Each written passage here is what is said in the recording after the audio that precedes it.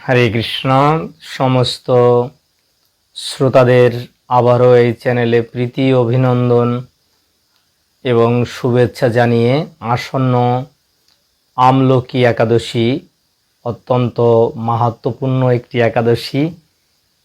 এই একাদশীটি ফাল্গুন মাসের শুক্লপক্ষের অত্যন্ত মাহাত্ম্যপূর্ণ এই আমলকি একাদশী যারা পালন করবেন তারাই এই একাদশীর পালন করার ফলে তারা বিষ্ণুর লোকে গমন করবেন। এই আমলকি বৃক্ষ কিভাবে উৎপত্তি হলো?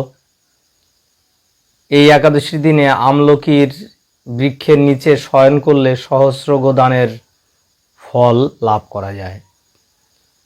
একটি সুন্দর কাহিনী বলবো, একজন ব্যাদ কিভাবে তিনি অনিচ্ছা সত্ত্বেও এই একাদশীর দিনে তিনি অনাহারী ছিলেন এবং রাত্রি জাগরণ করে অনিচ্ছা সত্ত্বেও না জেনেও একাদশী পালন করার ফলে তিনি পরবর্তী জীবনে রাজপুত্র হয়ে জন্মগ্রহণ করেন এবং পরবর্তীতে তিনি এক মহান রাজা হয়ে সুখ ভোগ করেন। আর এই একাদশী পালনের অনেকগুলো নিয়ম রয়েছে, আমি বলে দেব।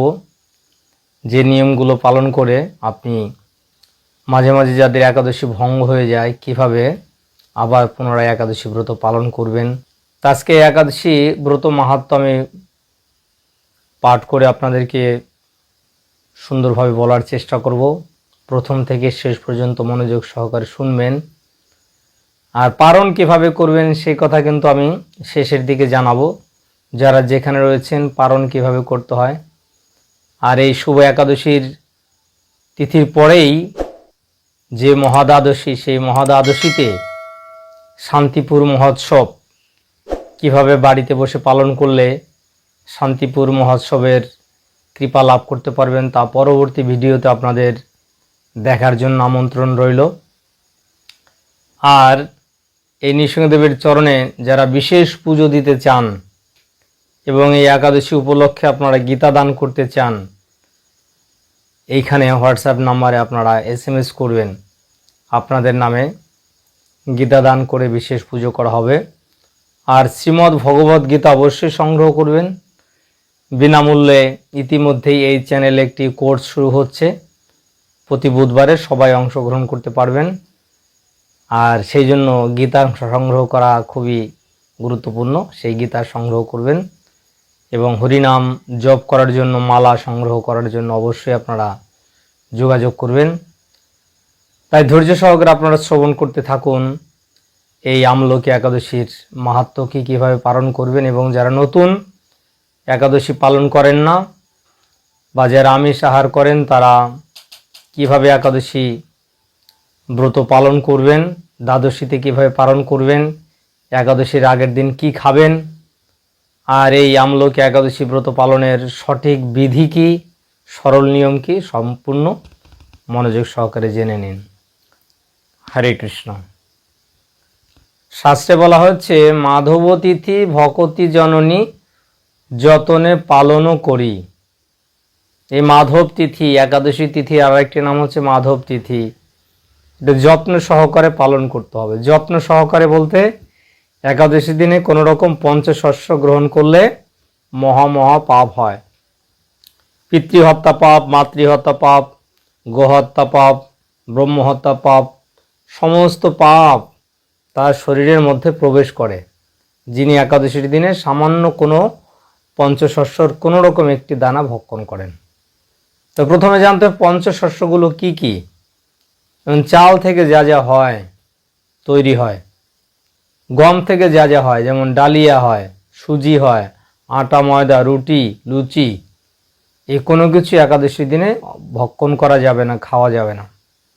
সরিষা বা সরিষার তেল, তিল, তিল জাতীয়, তিলের লাড়ু, তিলের ছাতু, তিলের যা কিছু তিল থেকে উৎপন্ন হয় এটা খাবেন না। ভুট্টা, ভুট্টার খই, ডাল জাতীয় কোনো কিছু গ্রহণ করবেন না। তো এরকম পঞ্চশস্যের মধ্যে পাপ পুরুষ লুকিয়ে থাকে। তা আপনারা সর্ষের তেল ব্যবহার করবেন না বা খাওয়ার জন্য, রান্নার জন্য সবজিতে দিয়ে দেবেন আপনারা সূর্যমুখী তেল দেবেন, অথবা ঘি দিয়ে রান্না করবেন, অথবা বাদাম বেটে বা বাদাম তেল দিয়ে রান্না করবেন। সয়াবিন বা সয়াবিন তেলও কিন্তু ইউজ করা যায় না। আর একাদশীর দিনে ভুল করেও কেউ চা পান করবেন না। চা খায় অনেকে, পান খায়। কোনো রকম নেশা করবেন না। কোনো রকম যৌন সঙ্গ করা নিষেধ একাদশীর দিনে। আর একাদশীর আগের দিনে যারা আমিষ আহার গ্রহণ করেন, কোনো রকম আমিষ আহার গ্রহণ করবেন না।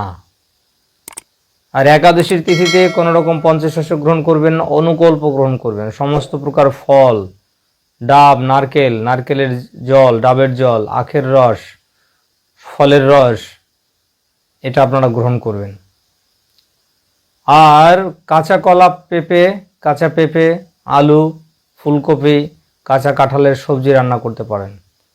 চিনেবাদাম, কাঠবাদাম, কাজু, এটা আপনারা খেতে পারেন। খেজুর খেতে পারেন। বাজারে যে শ্যামা চাল পাওয়া যায়, এটা অনেক সময় ভেজাল থাকে, তাই ওটা গ্রহণ করবেন না। সাবুর মধ্যে ভেজাল থাকে, সাবু গ্রহণ করবেন না।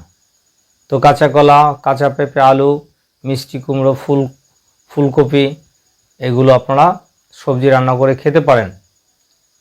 আর সমস্ত ফল আপনারা ভগবানকে নিবেদন করে এটা গ্রহণ করবেন। আর দ্বাদশীর দিনে নির্ধারিত সময়ে পালন করবেন। যারা আমিষ আহার গ্রহণ করেন, দ্বাদশীর দিনে তারা কিন্তু আমিষ আহার গ্রহণ করবেন না। আর একাদশীর পরের দিনে যে দ্বাদশী বলা হয়, পারণ নির্ধারিত সময়ে করতে হয়, নাহলে একাদশীর ফল পাওয়া যায় না। কীভাবে পালন করবেন?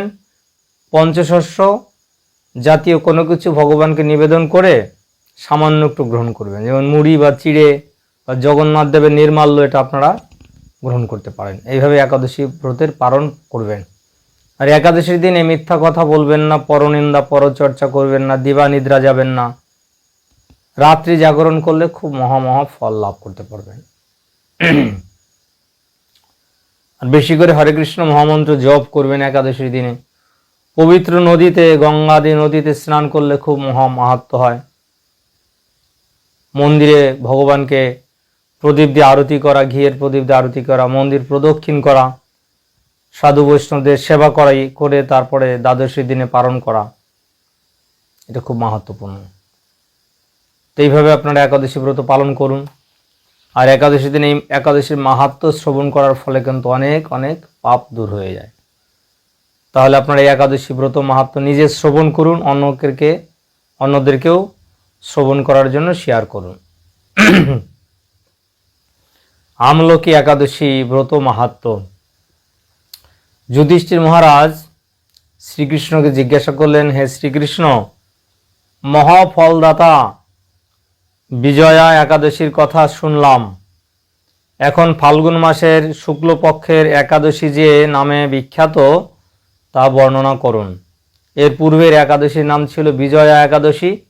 সেই একাদশীর মাহাত্ম্য ভগবান শ্রীকৃষ্ণ যুধিষ্ঠির মহারাজকে বলেছেন।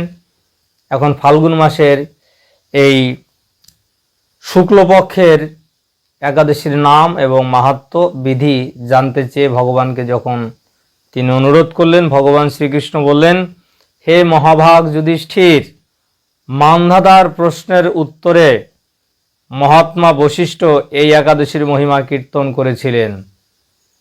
আমরা কথায় বলি না, মান্ধাতার আমলে। এই মান্ধাতা উনি প্রাচীনকালে মথুরা প্রদেশের একজন মহান রাজা ছিলেন। তো বশিষ্ঠ মুনি তিনি এই মান্ধাতার কাছে এই একাদশীর মাহাত্ম্য কীর্তন করেছিলেন। তো ভগবান শ্রীকৃষ্ণ বললেন যে আপনার কাছে আমি এখন সেই কথা বলছি। পুরাকালে রাজা মান্ধাতার কাছে বশিষ্ঠ ঋষি যে মাহাত্ম্য বলেছিলেন এই একাদশী সম্বন্ধে ফাল্গুন মাসের, সেই একাদশীর কথা আমি বলছি।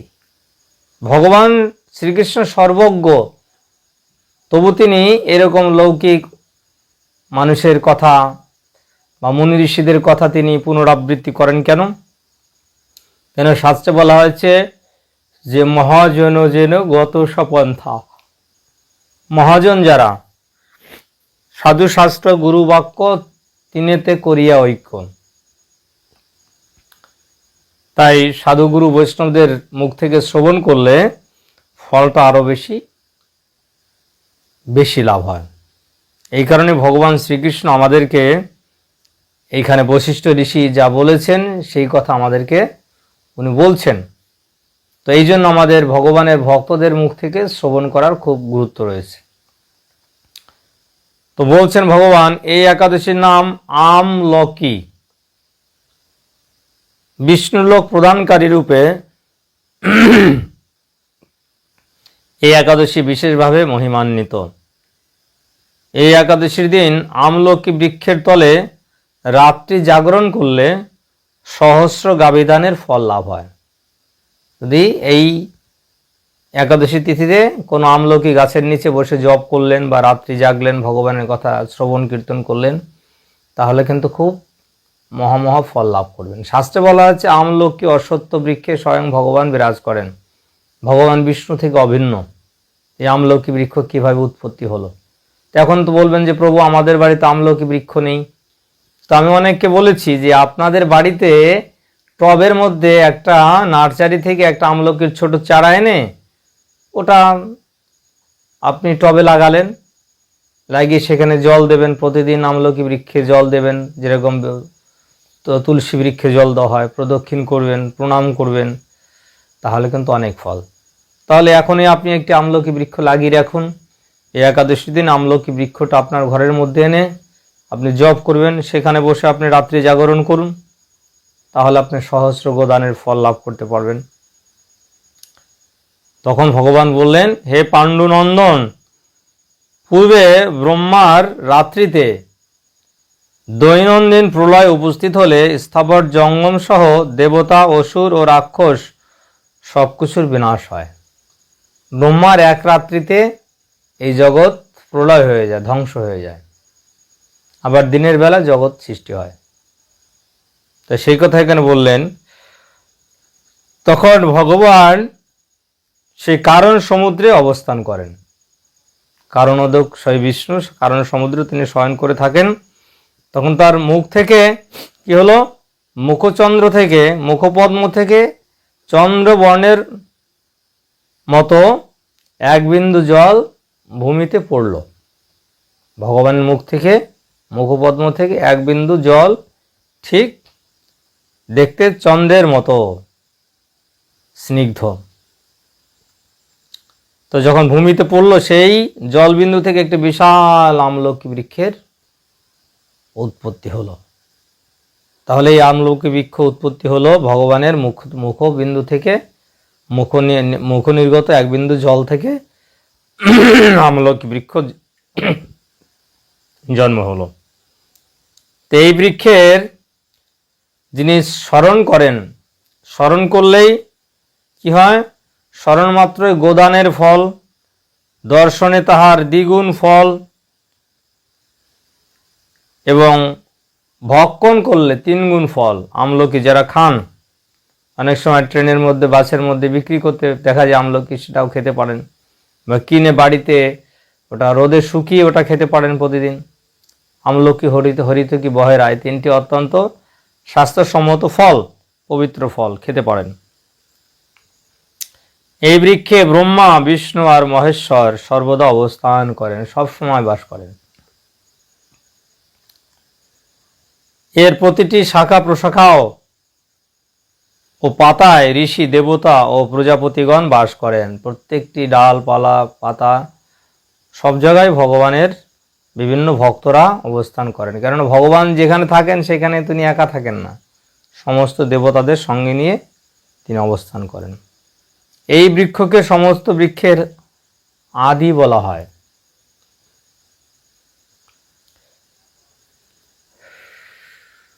এবং তা পরম বৈষ্ণব রূপে বিখ্যাত।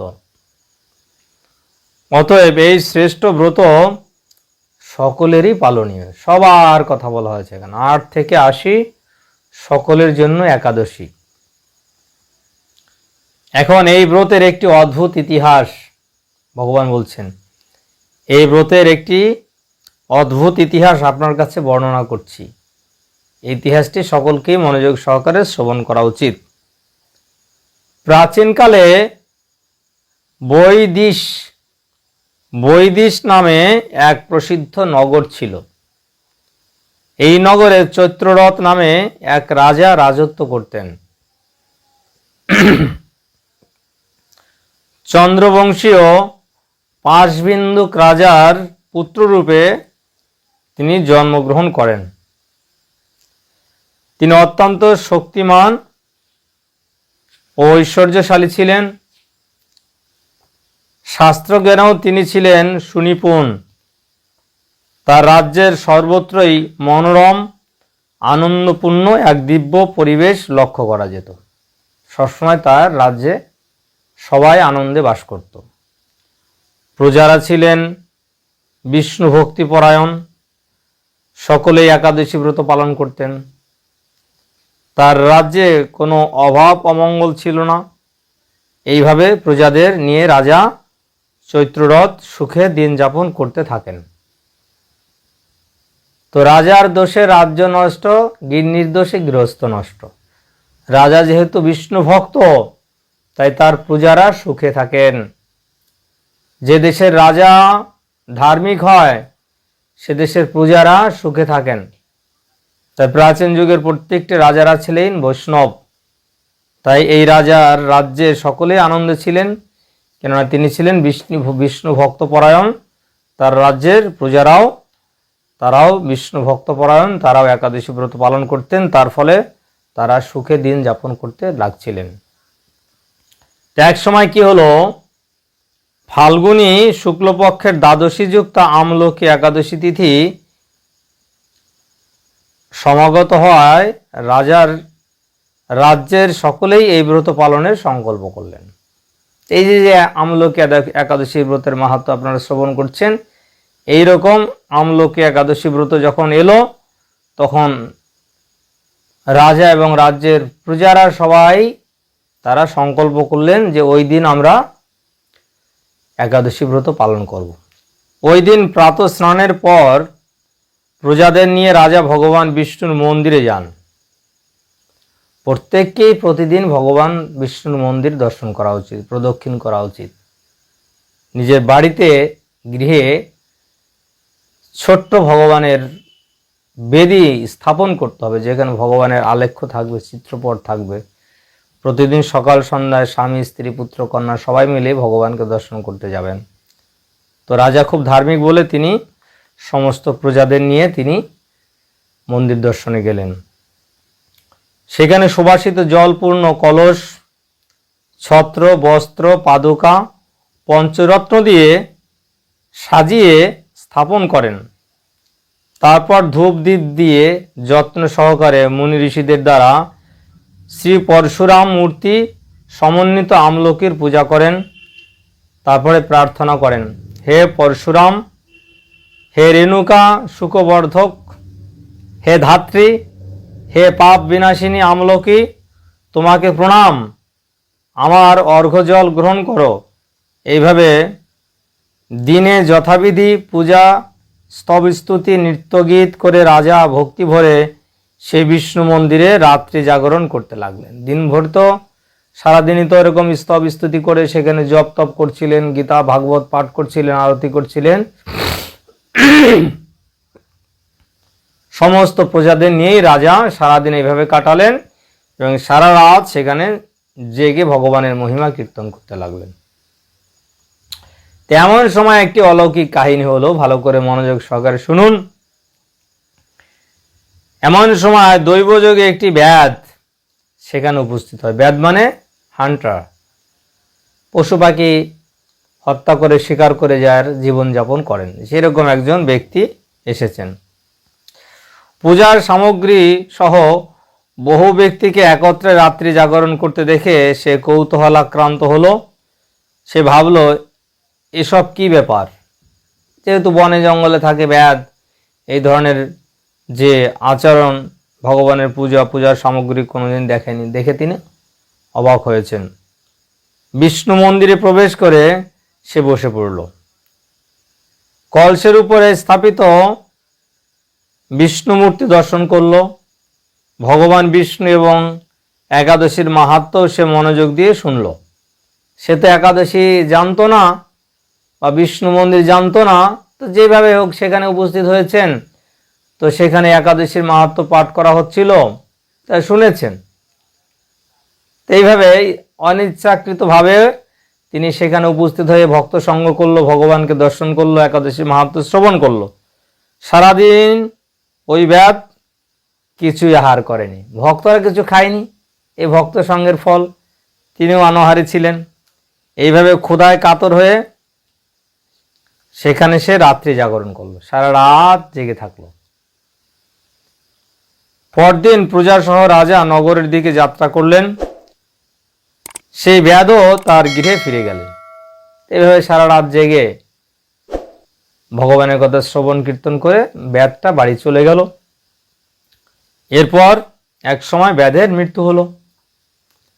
একাদশীতে রাত্রি জাগরণ ব্রত প্রভাবে সেই ব্যাধ পরবর্তী জন্মে এক রাজ্যের অধীশ্বর রূপে নিযুক্ত হলো, মানে একটা রাজ্যের রাজা হলো।